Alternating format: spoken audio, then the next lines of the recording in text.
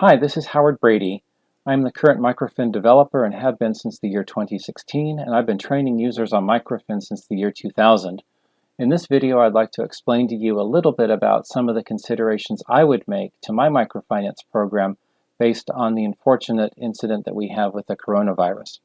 The first step I'd want to do is I'd want to take a look at where am I at currently with my cash flow. This is an important step right here, or important section to take a look at. You notice we've got cash flow from activities, but we're able to backfill that with borrowed funds. In the middle of all of this, too, we've got the amounts of loans that have been received, or loan payments that have been received, and the amounts that we're dispersing, as well as the current amount of savings deposits that we can expect.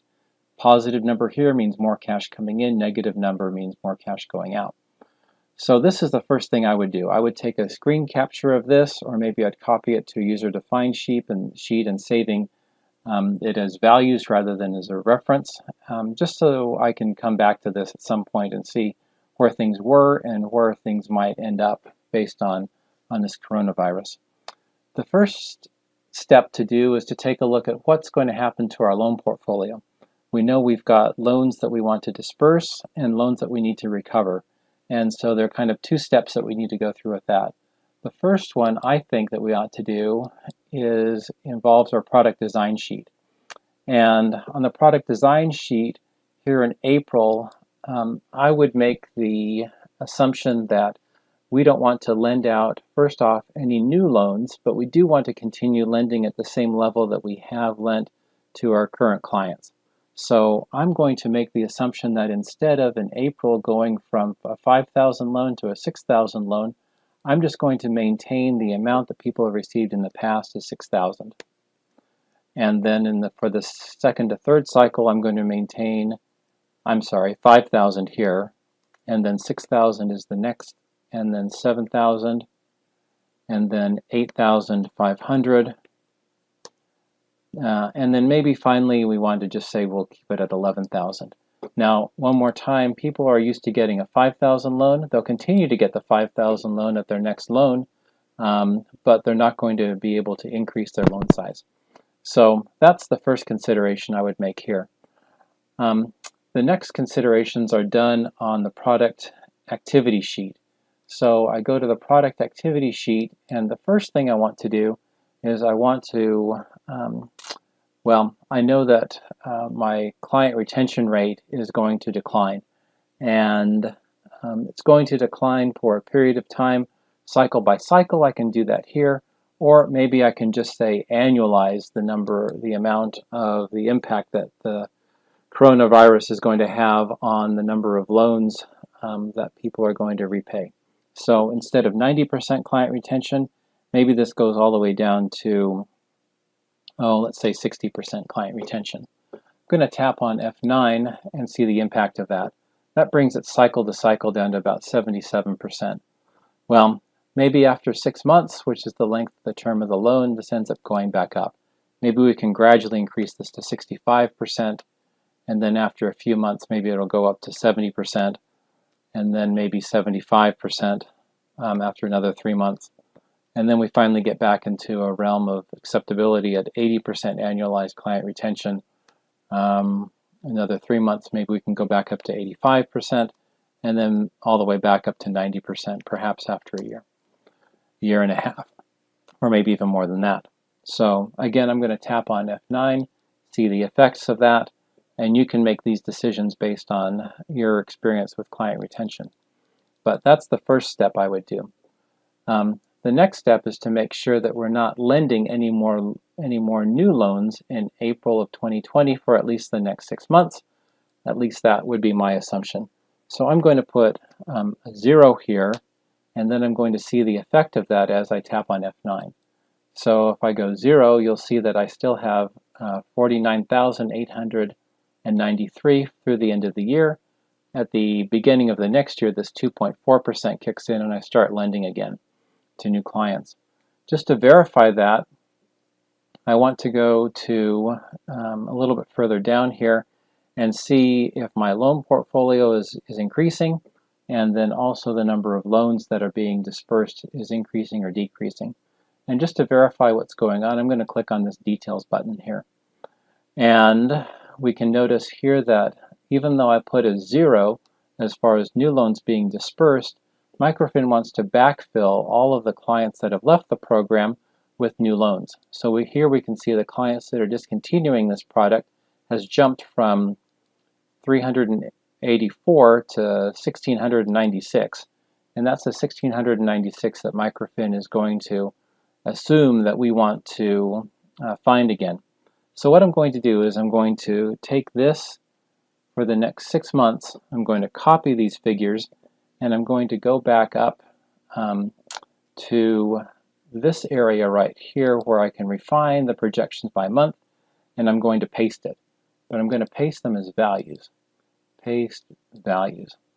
And I'm going to put a negative sign in front of each of these numbers here, and with a home and a negative, and a yes, and another F2 home negative yes, F2 home negative yes, F2 home negative yes, F2 home negative yes, and finally one more, F2 home negative yes.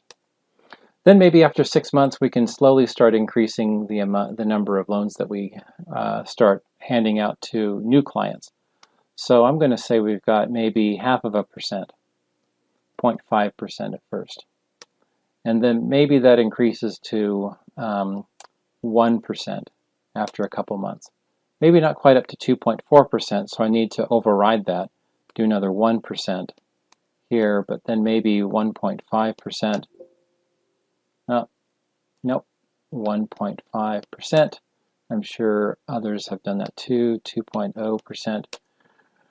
And then maybe we can continue with 2.4%, and things might continue a little bit better going off into the future. So with those adjustments, I want to go to this section down here with the details, go to add-ins, tap on F9, and see indeed we're not lending out anything for the next 6 months to new clients.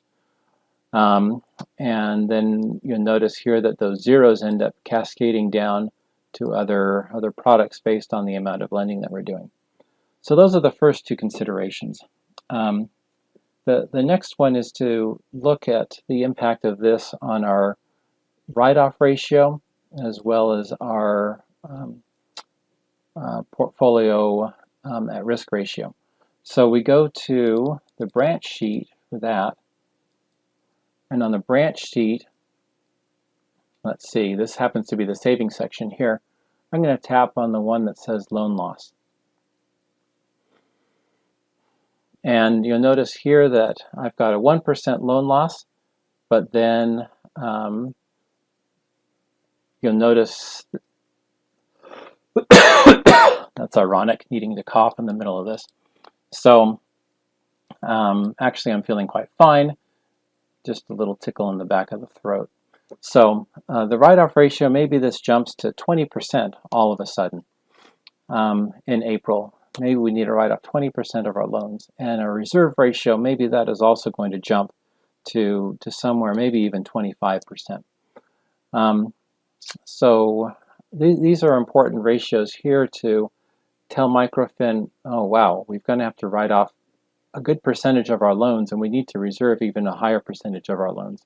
So how does that impact our projections? Well, again, tapping on F9, we can see that there's a huge amount of loan loss provision that's needed. And then, at least initially, and our loan loss reserve has jumped quite a bit as well. But then maybe after 6 months, we can say, okay, well, fine. Maybe the crisis is abated a little bit. Maybe we can go back down to 18%. And then you can figure out how it goes from there. And maybe the reserve ratio, maybe from 25%, maybe it can go down to 22%. Hopefully we're only going to be in this situation for about 6 months of urgency. Maybe it's less than that. This might be a worst case scenario saying 6 months, but then at some point we can start getting back to some sense of normalcy, I would hope. So that's the first thing that we need to do. We need to look at our loan loss provisions and write-offs. Actually, that's the last thing we ought to look at for our lending. Now, going back to the financial statements, you can see the impact that all those changes has had on our loan disbursements and our loans recovered. So where we were dispersing 75 million, now we're down to 46 million. And where we had a reasonable amount of loan loss provisions, now you see we've got a huge amount of loan loss provision and we've got a big loss here as well. Also, you'll notice here that we've got an increase, or actually a decrease in borrowed funds, because we don't need to, because we're getting some of these recoveries here, but we're not lending out nearly as much. So that might be a good thing, actually, as far as our borrowings are concerned. But the next step to take a look at is savings as well. This is going to have an impact on our savings projections. So going to the branch sheet, one more time, I'm going to tap on the button up here that goes to savings. So if I go to savings, and we'll notice that I've got some projections already in here with respect to savings. I'm thinking that instead of being 58% of all of our borrowers who are saving, I think that's going to be cut in half. So I think that half of those are going to take their voluntary savings out and are going to stop saving with us. So I'm going to say that we only have 30% of all of our borrowers that are going to be savers at this point. And the number of those who are currently saving, who are not our borrowers, I'm going to half that. So I'm going to say that we're going to have a decline of negative 1161 divided by 2, and I'm going to say yes here, and then I'm going to do the same thing here, equals negative 442 divided by 2, and so those numbers are going to go down. So from these numbers we got half of that, but Microfin keeps on carrying these numbers forward, so I've got negative savers, which is nonsensical. So in the following month I need to put a series of zeros. Again, tapping on F9, we'll recalc and see, okay, well, that looks about right. We've got half the number of savers as we have borrowers. As the number of borrowers decline, the number of savers are going to decline. And then we can see steadily the number of savers are going to increase from those that are borrowing as well. But that hasn't happened yet with our non-borrower savers. So perhaps in October, maybe some of them start coming back. Maybe we have another increase of 1.5%, and then maybe we have the same increase of 1% as we had in the past for each of those business and demand deposit savers. So that's the number, but then we also need to consider the amount here. I consider growing the amount that people were saving by 2%, and it could be that even those who maintain with a program want to decrease the amount that they're saving on average. So you might want to consider either a negative percentage here or something along those lines. I might be a little bit aggressive here in saying that at least those people who are going to continue to save with us are still going to save with us at the same amounts. So again, tapping on F9, this will recalculate, and you can see the effect of this. We're essentially halving the amount of savings that we've got from this demand deposit product. I do the same thing here with the term loan product, go down to 6% of our borrowers who are taking this product, 6%, and then here we've got equals 3047 divided by 2. Got to put the negative in front of it. Yes, equals negative 450 divided by 2. Yes, and you'll see that those numbers decline as well. Got to put some zeros here so that we don't go into negative saver territory. Tap on F9, and we'll notice that the number of savers has declined by about half. At some point in time, maybe some of our borrowers come back in this segment. Maybe some of our non-term borrowers come back as well, perhaps we could say, 2% here and 10 as an absolute number, the values that I had before start coming back in October. I didn't do anything with this above here, but maybe we can start increasing this. Maybe it goes up to 7% on its way back up to 12%. But as I was saying just a second ago, I don't think I did that up here. I just left it at 30%. Perhaps we can come back to 35%, and then maybe that continues going forward. Again, on the amounts of average amount that's being saved, we need to put some zeros as far as a growth rate here, and then once that's all done, tap on F9 and see if some of our results make some sense. Yes, it does. So we go from 37 million down to 18 million. 18 million starts growing again after time. So those are a couple things that I think ought to be considered. Now, when we start with all of these changes, if you've done Microfin and if you've linked some of the assumptions to some of the staffing positions and other things that we see in Microfin, you'll notice that all of a sudden we don't need to hire any more loan officers. Maybe we needed to in the past few months, but now we've got 3, 10, 15, 21, 35 extra loan officers. But maybe those are good. Maybe we continue with the amount of loan officers that we already have. We don't want to fire any of them. We're going to need them again, but with a decline in the number of loans that we have, perhaps 76 down to 48 loans dispersed each month, that's just maintaining things. And from the number of loans per loan officer going down from even over here almost 500 down to 300 and even less, 325, 326 after a year, that might be what we have to do. So this is just a brief explanation of some of the considerations that I think you ought to be making as we attack this coronavirus. I appreciate your attention and looking at this. As always, if you want to contact me, please do so. I'm going to be launching a series of other videos that you might be interested in, so please take a look for those.